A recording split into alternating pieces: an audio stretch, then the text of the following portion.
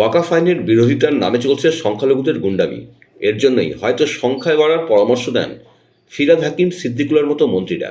নমস্কার বন্ধুরা, আমার নাম শুভজ্যোতি সরকার।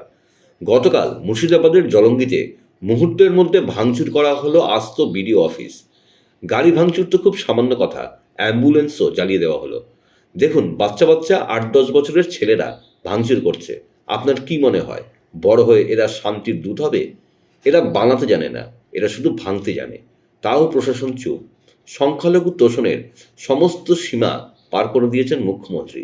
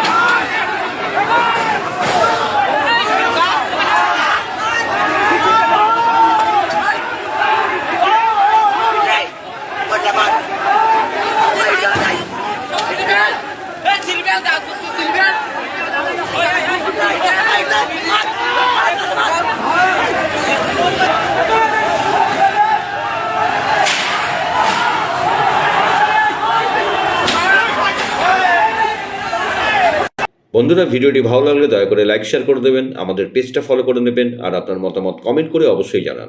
ধন্যবাদ।